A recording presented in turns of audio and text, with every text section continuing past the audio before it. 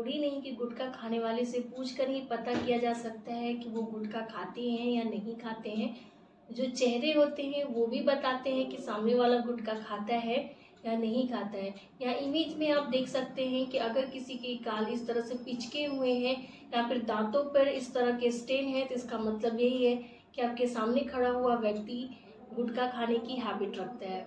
So guys, आप लोगों के बहुत सारे क्वेश्चन आ रहे थे कि मैम हमें गुटखा खाने की आदत है, लत है, बहुत लंबे समय से गुटखा खा रहे हैं एंड हमारे जो गाल हैं गुटखा खाने की वजह से पिचक गए हैं, तो इसे कैसे ठीक कर सकते हैं, इसके लिए आप हमें कुछ बताइए। सो हेलो गाइस, कैसे हैं आप लोग। मैं हूं डॉक्टर कंचन।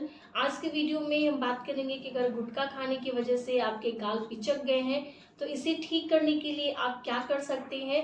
कुछ घरेलू उपाय मैं आपसे शेयर करने वाली हूँ। इन चीज़ों को फॉलो करके इस प्रॉब्लम से आप बाहर निकल सकते हैं। वीडियो स्टार्ट करने से पहले आप सभी से रिक्वेस्ट है कि चैनल पर नए हैं तो चैनल को सब्सक्राइब करिए एंड बेल आइकन को जरूर दबाइए। इससे मेरे जो भी नए वीडियो आएंगे उनका नोटिफिकेशन आपको मिल पाएगा। तो गाइस, अगर आपकी जो गाल है वो गुटखा खाने से पिचक गए हैं और आप इसे ठीक करना चाहते हैं, तो इसके लिए मैं आपसे सिर्फ 3 घरेलू उपाय शेयर करने वाली हूँ। इसे फॉलो करके आपकी ये जो प्रॉब्लम है वो 100% ठीक हो जाएगी।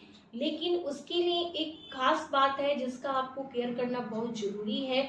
अगर आप चाहते हैं कि आपकी ये जो प्रॉब्लम है वो ठीक हो जाए, तो आप घरेलू उपाय तो फॉलो करेंगे ही, साथ में ये काम भी आपको ज़रूर करना है।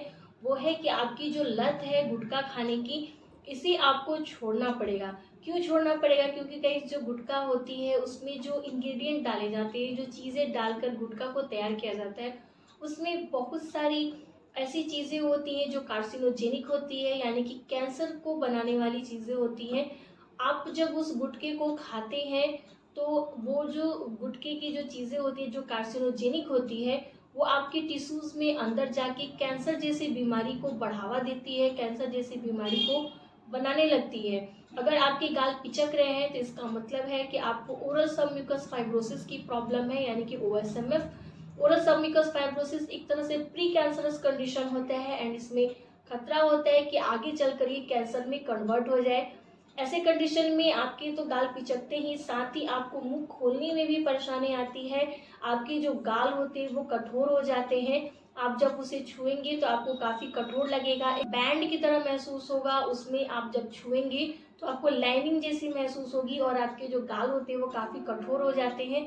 तो इस तरह की परेशानी आपको फेस करने को मिल सकती हैं। साथ ही साथ आप अगर कुछ भी तीखा खाते हैं, गर्म खाना खाते हैं, तो इससे आपको जलन भी होती है।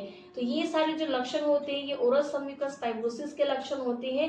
एंड जब ये जो ओरल सबम्यूकस फाइब्रोसिस में जो बैंड है वो बहुत ज़्यादा बन जाते हैं, यानी कि जो फाइब्रस बैंड होती है, ये फाइब्रस बैंड बनती कैसे है कि जैसे जो आप गुटखा खाते हैं तो उसमें जो कार्सिनोजेनिक पदार्थ होते हैं, ये जो प्रोडक्ट होते हैं आपके सेल के अंदर जो ऑक्सीजन की मात्रा को कम कर देते हैं, जिसके कारण आपके जो टिश्यूज हैं, जो सेल हैं, वो डैमेज होने लगते हैं, मरने लगते हैं एंड यही आगे जाके कैंसर जैसी भयंकर बीमारी को बढ़ावा देती है। अब हम जान लेते हैं कि वो कौन कौन से होम रेमेडी है, यानी कि जो घरेलू उपाय है जिसे आप यूज करके इस तरह की जो प्रॉब्लम है उसे ठीक कर सकते हैं।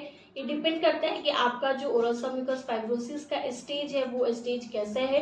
अगर आपका जो स्टेज है वो लास्ट स्टेज तक पहुंच गया, बहुत ही सीवियर है, आपकी माउथ ओपनिंग सिर्फ 1 फिंगर है, तो फिर ये जो घरेलू उपाय है आपके लिए कारगर नहीं होने वाली है।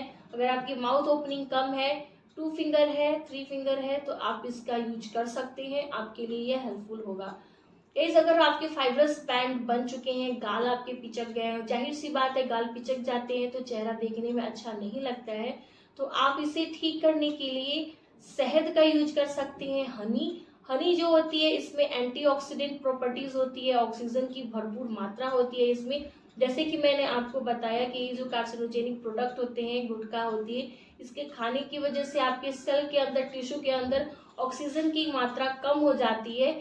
तो आप जब शहद का यूज करेंगे तो आइए, इसमें जो एंटीऑक्सीडेंट होती है आपके सेल्स को फिर से रिजुविनेट करता है, फिर से उसे जिंदा करने की कोशिश करता है। तो इसे आपको यूज कैसे करना है, आप शहद लेकर जहां आपके फाइब्रस बैंड बने हुए हैं वहां पर आपको मसाज करना है, यानी कि जो गाल का अंदर का हिस्सा होता है, जो म्यूकोजा होती है, वहां पर आपको अच्छे से मसाज करना है और मसाज करके इसे ऐसे ही छोड़ देना है 5 या 6 मिनट के लिए। एंड उसके बाद आप अपने मुंह को गुनगुने पानी से क्लीन कर लीजिए। दूसरा तरीका है कि आप शहद को पी भी सकते हैं। 1 ग्लास गुनगुना पानी में 1 चम्मच शहद डालकर आप इसे पी सकते हैं, इससे भी आपको काफ़ी फायदे मिलेंगे। हमारा घरेलू उपाय है, इसमें आपको चने का यूज करना है, किशमिश का यूज करना है और बादाम का यूज करना है।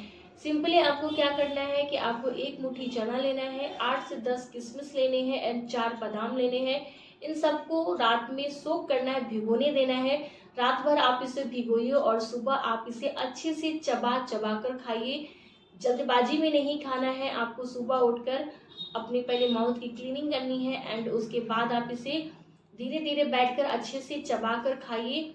एंड इसके जो पानी है, आपको पानी को फेंकना नहीं है, जिसमें आपने सोक किया है आप उसे भी पी जाइए, क्योंकि जब हम इन सारी चीज़ों को सोक करते हैं तो इसके जो न्यूट्रिशन होते हैं वो आपके पानी में भी जाता है। तो इस पानी को आप पी भी सकते हैं, उसे आपको पी जाना है। इसे आपको रेगुलर बेसिस पे फॉलो करना है। अगर आप इसे रेगुलर बेसिस पे फॉलो करते हैं तो आपको डेफिनेटली रिजल्ट देखने को मिलेंगे। जो हमारा घरेलू उपाय है ये एक तरह की एक्सरसाइज है। इसे अगर आप करेंगे तो आपको बहुत जल्द ही रिजल्ट देखने को मिलेगी। तो आपको क्या करना है, गुब्बारे फुलाने हैं। सिंपली आपको कोई भी नॉर्मल सा गुब्बारा लेना है एंड उस गुब्बारे को फुलाना है। जब आप गुब्बारा फुलाते हैं तो आपके मुंह के अंदर भी बहुत सारी हवा भर जाती है। 1 मिनट तक मुंह में वैसे ही हवा भरे रहने देना है, ऐसे ही आपको होल्ड करके रखना है, रोक के रखना है। उसके बाद फिर आप हवा को निकाल दीजिए। ऐसे ही आपको इसे कम से कम 10 या 12 बार करना है एंड दिन में 5 से 6 बार करनी है।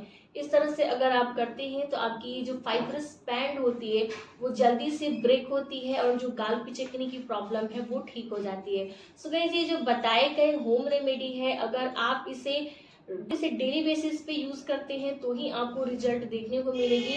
आपका ये स्टेज आने में काफी लंबा समय लगा है, तो इलाज भी जो घरेलू इलाज होती है वो धीरे धीरे असर करती है, तो इसका भी इफेक्ट दिखने में आपको टाइम लगेगा। कम से कम 45 डेज इसमें जरूर लग जाती है। तो 1 से 2 महीने का आप टाइम लेकर चलिए, तब आपको जाकर रिजल्ट दिखने को मिलेगा।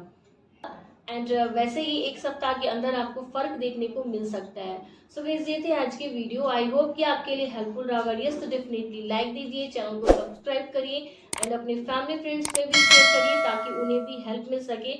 अगर आपके कोई क्वेश्चन हो तो ऊपर दिए गए नंबर पे आप मुझे कांटेक्ट भी कर सकते हैं। आपके कोई क्वेश्चन हो तो आप मुझे कमेंट सेक्शन में पूछ भी सकते हैं। सो गाइस, तब तक के लिए be healthy and be happy.